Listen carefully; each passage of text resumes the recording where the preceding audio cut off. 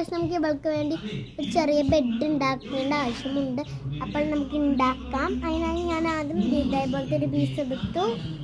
ഒരു ചെറിയ ക്ലേ ഒന്ന് റോൾ ചെയ്ത് കുറച്ച് ഗ്യാപ്പ് ഇട്ടു, കുറച്ചൊന്ന് വലിച്ചു.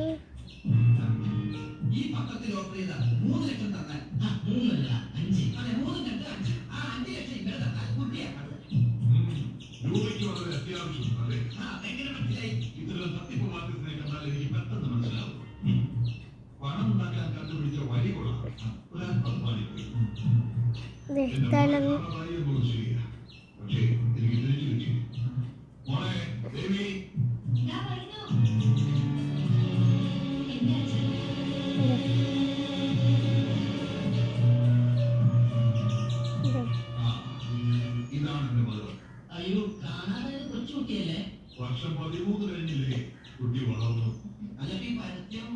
പഴയ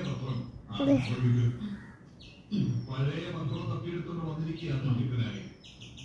ഒരു കുഞ്ഞു തലങ്ങനെ വെച്ചപ്പോൾ അവളുടെ തലക്ക് സൈസ് കറക്റ്റില്ല. അപ്പൊ കുറച്ചും കൂടെ ഈ ലോകത്ത് ഏതെങ്കിലും കാശിന്റെ കണക്ക് പറഞ്ഞ് മകൾ ഉപേക്ഷിക്കുന്നു. അയാൾ പറഞ്ഞ സത്യായിരിക്കും. സംശയം ഇനി ബാക്കിയാണെങ്കിൽ കമ്പ്യൂട്ടറിലൂടെ ഏജ് പ്രോഗ്രഷൻ സോഫ്റ്റ്വെയർ ഉപയോഗിച്ചു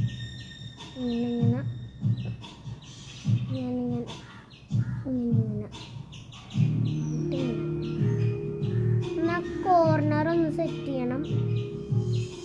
പില്ലോ വെച്ചു,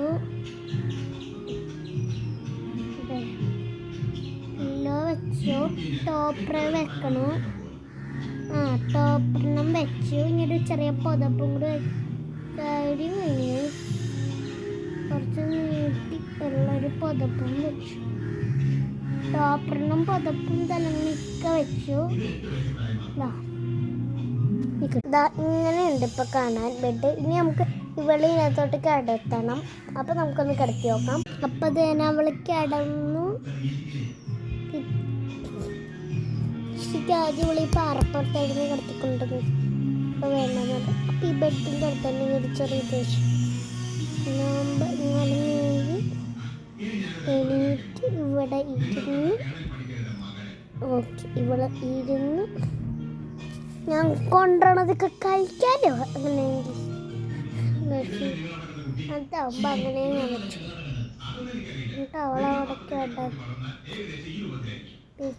ഇട്ട് കൊടുത്തു.